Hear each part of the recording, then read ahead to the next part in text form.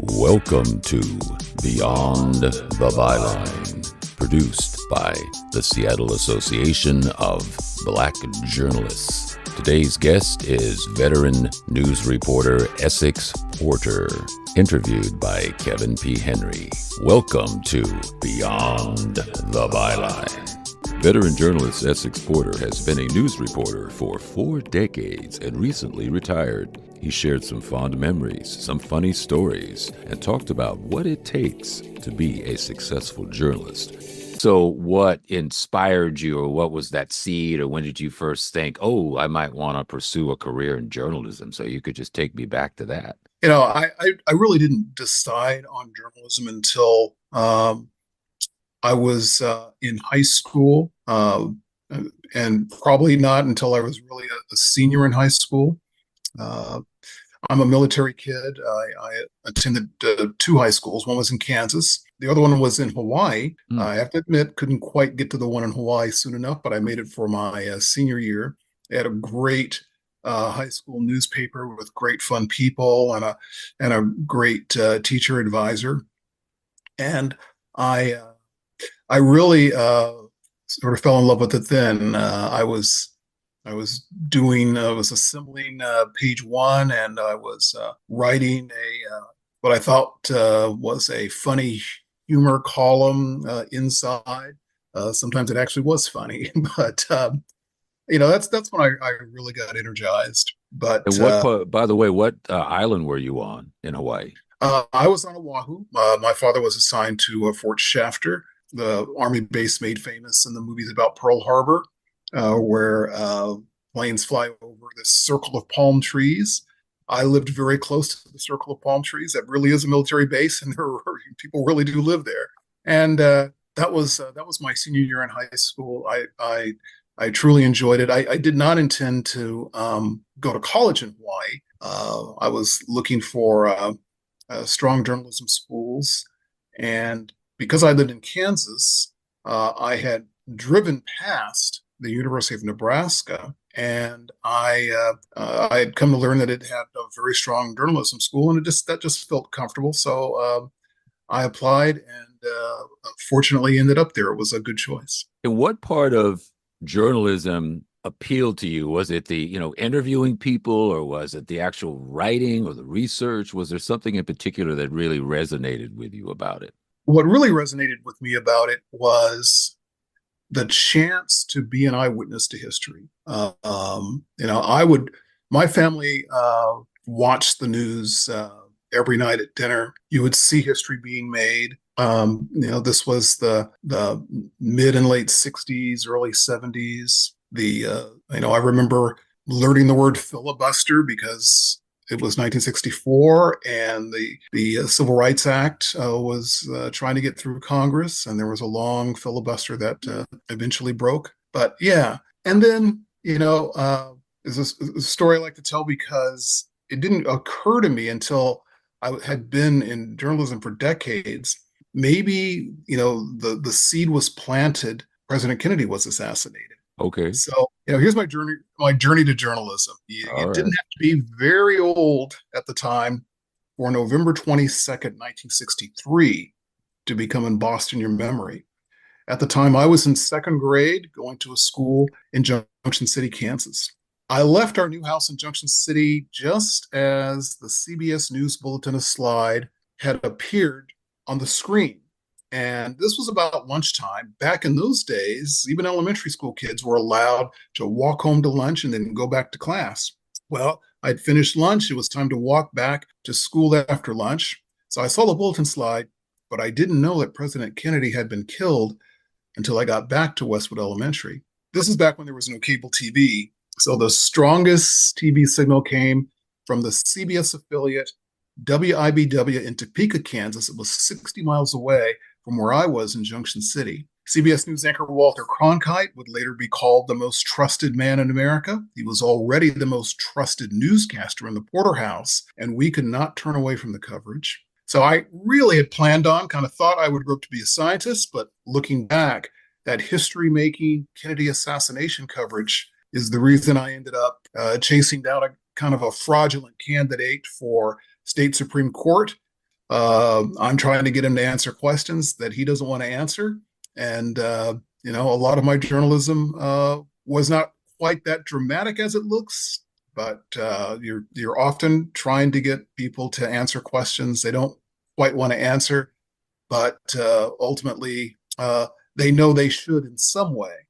Right. And it's your job to do the reporting to flesh out the answers and those stories. And that's what I wanted to touch on is the when I was in well, I was still in college, but I got a job at a newspaper in Los Angeles. And I'm in the newsroom, and you had two ways you could go. You could either go to news or you could go to features in terms of, what road you wanted to go down.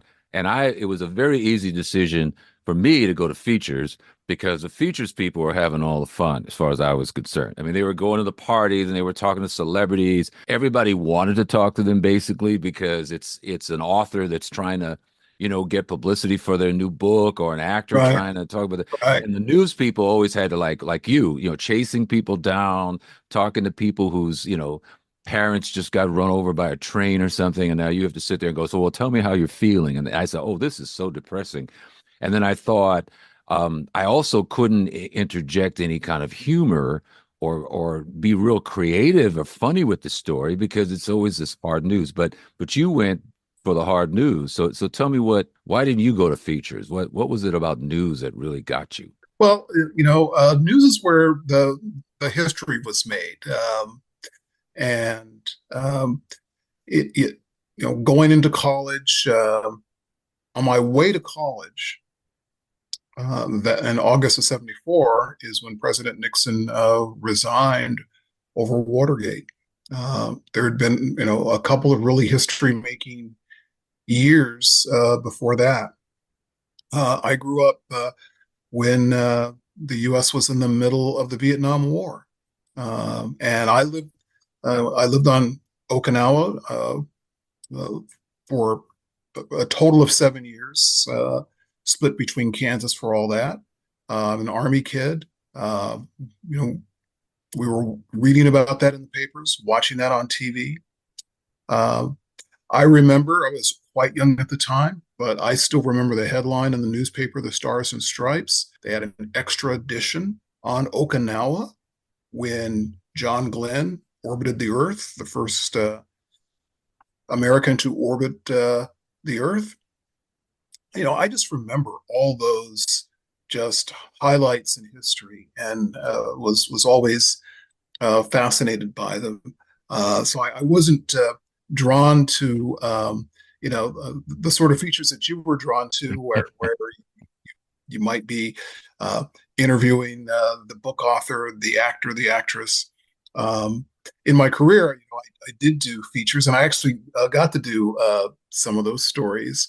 Um, but probably my favorite features were just regular people doing something just really interesting and trying to capture their joy for those stories. And those were always a nice break from running around the legislature or city hall.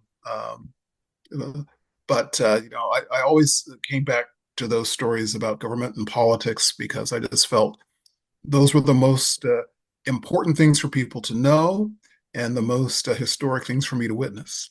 Well, very good points. I mean, definitely the most important things to know because I went to a lot of garden parties, and if nobody ever read about that, it wasn't going to be any kind of life-changing thing. One thing I wanted to ask you because I know that you're a writer and you've written articles and you did the thing with the newspapers and you're writing all the time, but a lot of times I've seen you're on location somewhere covering a story. What is that like? Was that a easy transition for you to go from, okay, well now I'm standing here at Third and Pike and I've got the cameraman and I've got to be able to relate to that person sitting in their living room. What is that like? Well, and I should be clear. For better or worse, you know, I did not have the experience of working professionally for a newspaper. Okay. I did work for my high school paper, and but that's probably the last news. That's probably the last newspaper I've written anything for. Uh, but I focused on broadcasting in college. Uh, I was able in Nebraska to get a great internship at a radio station, and even back then in Nebraska, they paid interns. Uh, so that was sort of my uh, professional start. And then when I graduated from college, I had good luck and good timing again. Really great professors who knew that I wasn't from Nebraska, would not be going home to my local radio station, but realized that there was a television station in Omaha that really, really needed a reporter, and they thought I could at least handle it enough so that if the people there helped me, I could still be an asset to the station. I was a complete rookie, but they felt it would be a good situation for me, and they were right. That's how I got my full time start in television. Mhm. And so you're on TV, and again, taking you back to your Third and Pike or wherever, and it's some breaking story or something. Is Was it when you first started doing that? Was that easy? And one reason I'm asking is because my background was in print, and the first time I had to like talk into a camera, and there was only the camera person there, it was a very strange experience because I was used to being having some theater Right. experience. I was used to people talking to actual people. But here you're talking to basically into a camera. And do you have like a certain approach or a certain, Essex Porter style to doing this kind of thing? Oh, any approach or style, is sort of developed on the job through trial and error. Because, I worked with experienced colleagues. Um, if you ever watch CBS News 48 Hours, where they do the true crimes, one of their correspondents is Peter Van Zandt. He was a senior reporter at the station in Omaha when I joined. He literally showed me how to do the stand up, to stand in front of the camera, present. Uh, but it is not just presenting. Most of the time, you are recording those, and you are recording them hours before you finish the story. So you need to record something that's going to work out, even if there may be twists and turns in the story that you don't know about yet. Uh, so I had great help from the many photographers I worked with, and some of that was their own self preservation. There's no point in going out on a story with the reporter and not coming back with it. So they're very incentivized to help you actually get the story because it's a lot of hard work otherwise. And ultimately, uh, you become comfortable with it, but you never become complacent with it, especially because when I started, there wasn't live television broadcast from the scene all the time. That sort of uh, portable equipment that stations could afford to have multiple copies of was just beginning to arrive at stations. At my station in Omaha, I was there when we got the first live truck, and it was a truck. It was quite big. It was as big as a Medic One unit you see today.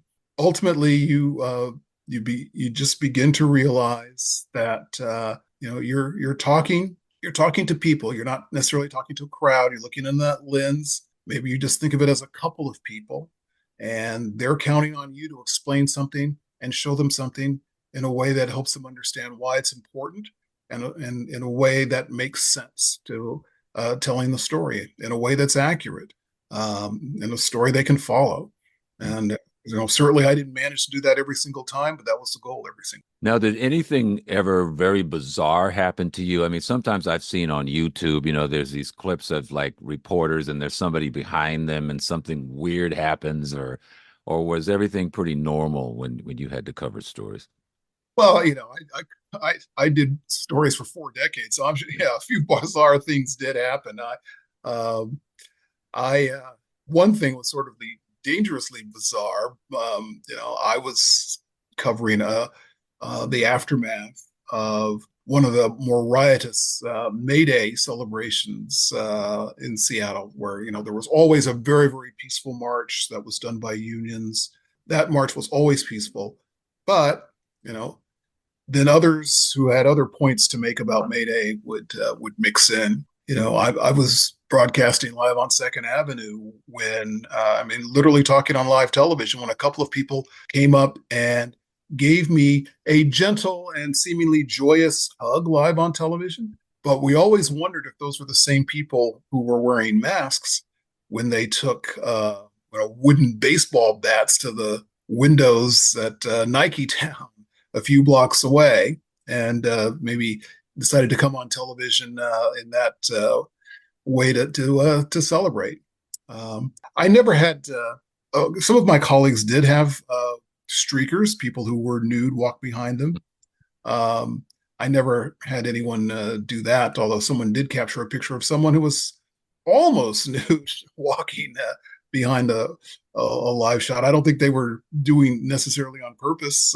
They were just getting to wherever they were going in Seattle. Just happen to be partially clothed.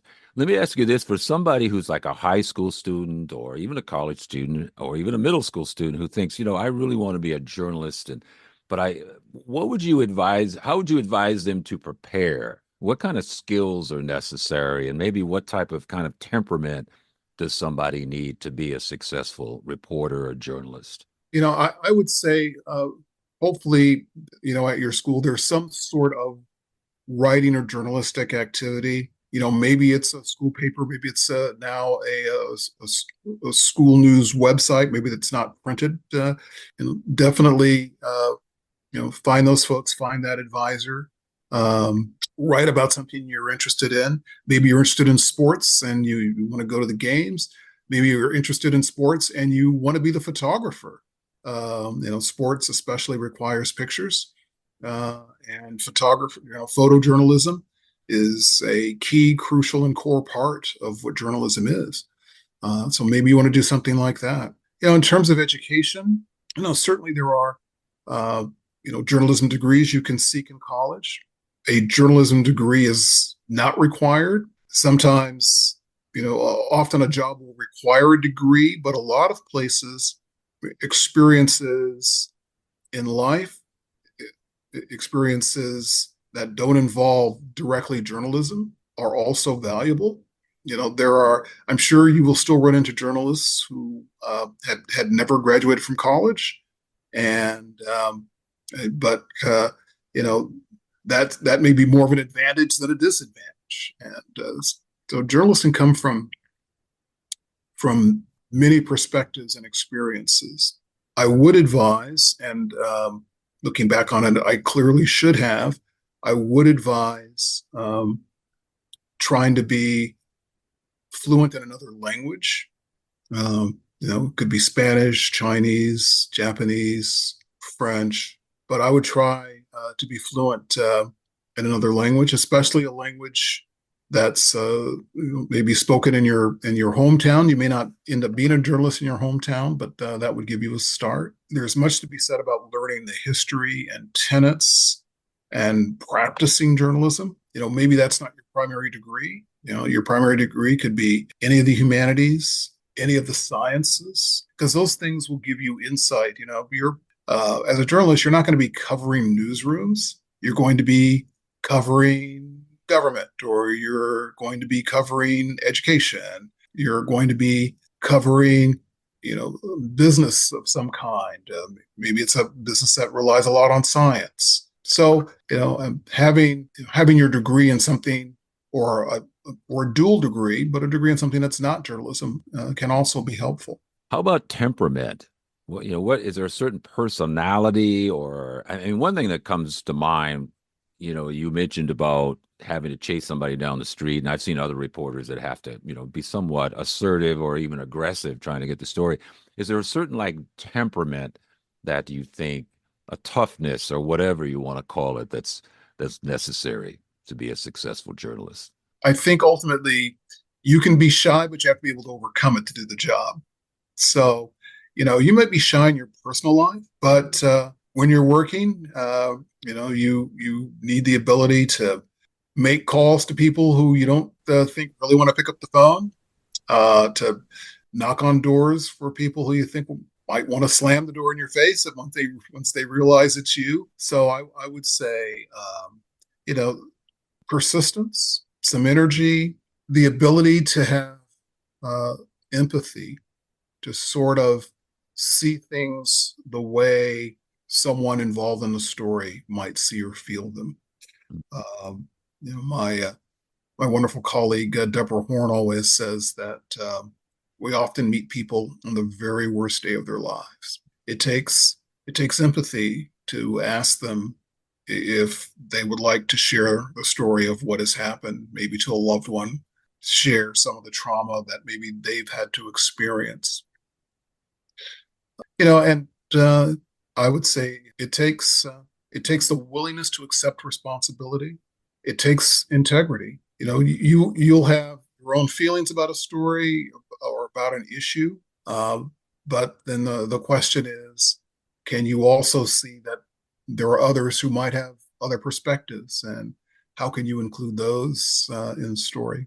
It Yeah. takes really a bundle of attributes, Mm. skills, and clearly no one journalist has a perfect balance of any of them, but we're always working from that bundle. Now, you've been around for a while and you've seen how journalism has changed or hasn't changed. I mean, I'm just thinking of, when I was a child, like you mentioned, there's Walter Cronkite, and you had this, the morning paper came to the front porch every day. You sat down and you went through the paper. And now it's all very, not all of it, but a lot of it is that very short, oh, I found this out on Facebook, or this, I'm listening to this podcast, or in fact, I find out more things on my phone. I just get these little alerts. Oh, Michael Jackson died, that kind of thing. It's not the let's sit down and look at the evening news so much as it used to be.